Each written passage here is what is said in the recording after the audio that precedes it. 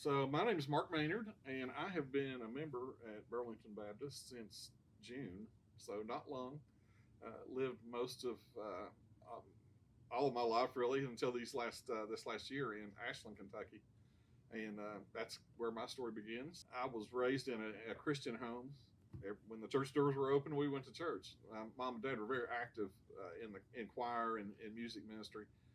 My dad led the worship music for I don't know 30 years, and he was always the interim music director. But he was the interim for 30 years, so he's probably got the record for longest interim music director. My mom played the organ, she played the piano, so obviously um, I went a lot of times to church early, and or stayed later, yeah, as they had choir practice or whatnot. But I went to church at Oakland Avenue Baptist Church in Catlettsburg, Kentucky, and Catlettsburg is a small town next to Ashland. Ashland's a small town too, but Catlettsburg is really a small town. So not where a lot of my school peers would go to because it was a different town. It was a different school system even. But that's where my dad decided that's where we were going to be, and that's where we were, and it was great. Had great teachers. I can remember, especially as a young boy in elementary school, just the fantastic teaching and the love that they showed, me and the rest of the kids. And we learned so much. You don't even realize how much you're learning as you're learning that. But if you have a good teacher that knows how to tell it and knows how to tell these Bible stories and really explain them, you're missing out. Your kids are missing out if you don't have that kind of teacher. And I think those kind of teachers are so special in churches. And I know we have them here at Burlington, and it just makes a big difference when you're young. You don't know the impression you're making on children. So I grow up that way. I'm in the church. We're going all the time. I think about our home too. You know, we didn't hear bad language. We didn't.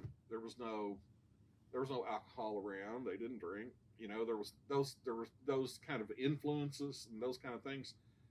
I didn't have to deal with that. So I think that helps. I mean, because I think sometimes you can send the wrong message, even especially having alcohol and things in the house. I think that can send the wrong message. Is this right? Is this wrong? What's going on here? As you're a kid growing up and trying to figure out everything. But I can remember I was 11, and I was walking home from school. Now this was 53 years ago, so 54 years ago.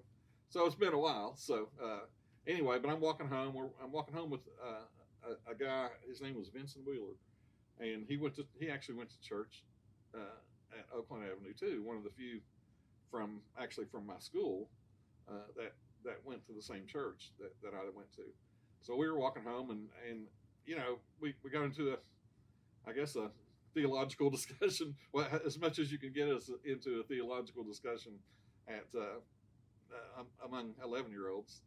But he had gone forward we were having a revival at church, and he had gone forward the night before, and I was just asking him about it and that kind of thing.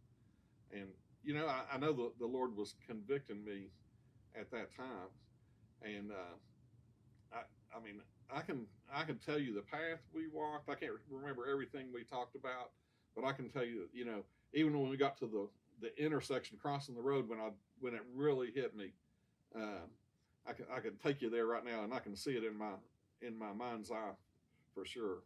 That crosswalk, that I took, I don't know how many times over, walking back and forth to school in elementary school.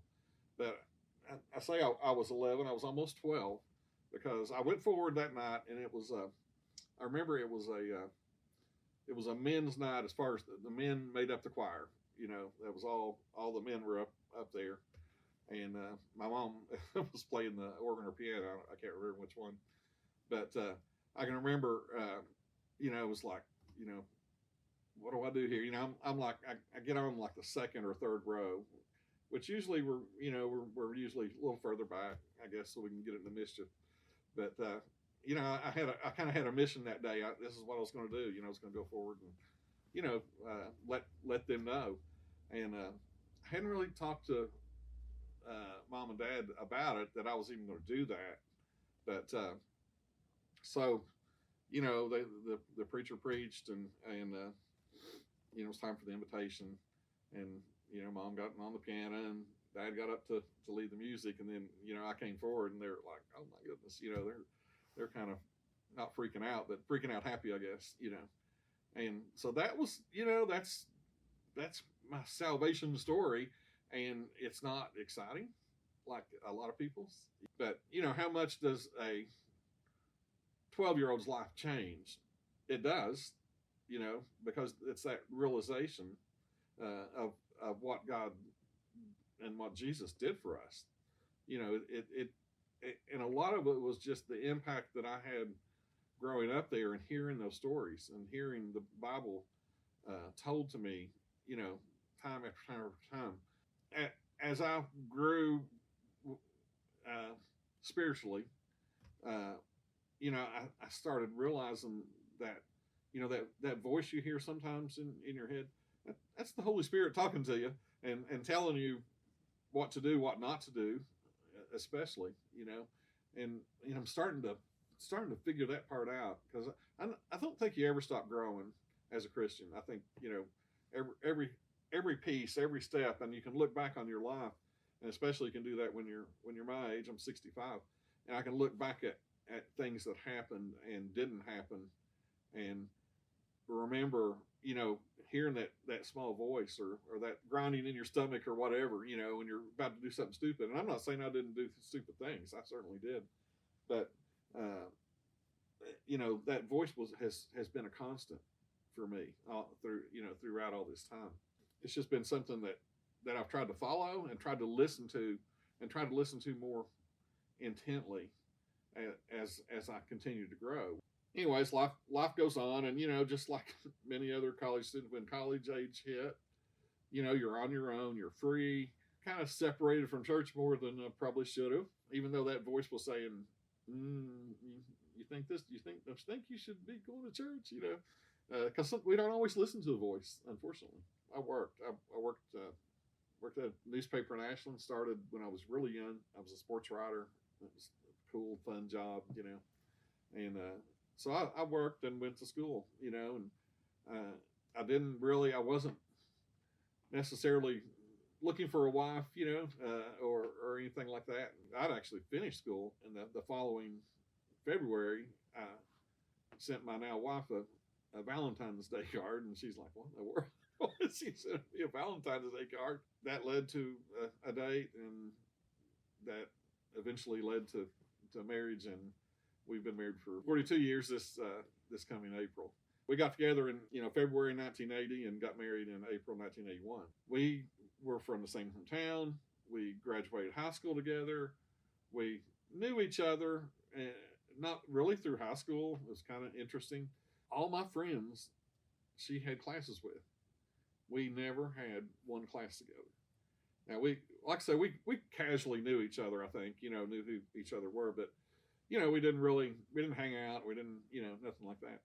But the first year of college, we were both at Ashland Community College. We both stayed here for a year, and I think that's where we really got to know each other, and kind of became really good friends at that point.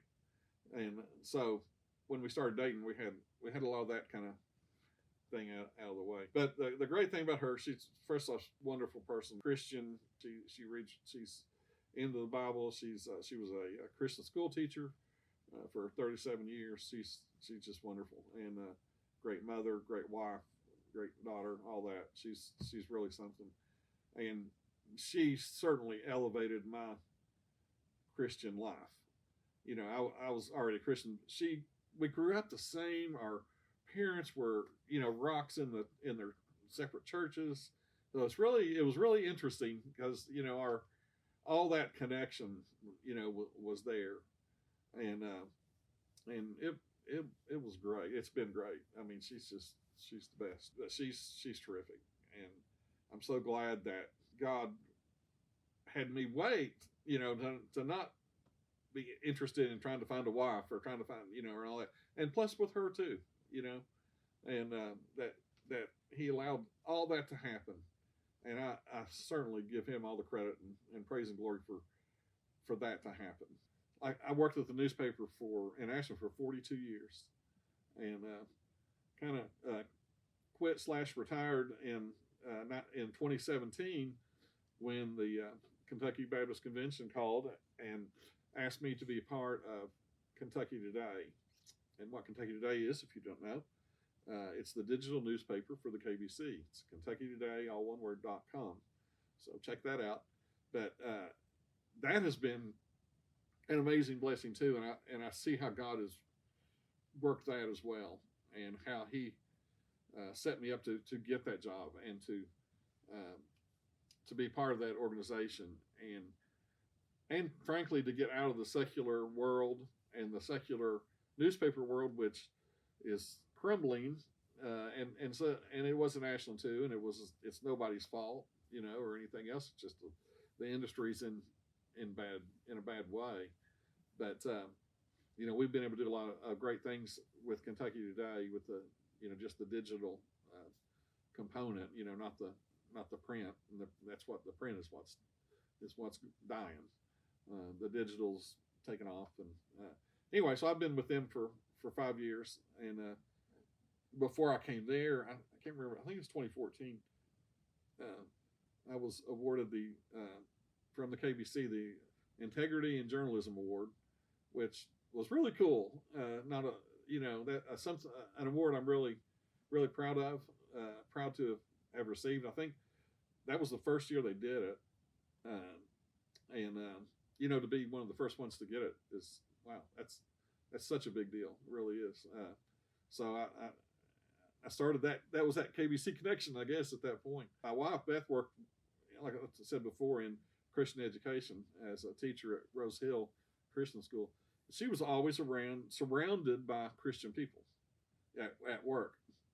I was not surrounded by Christian people.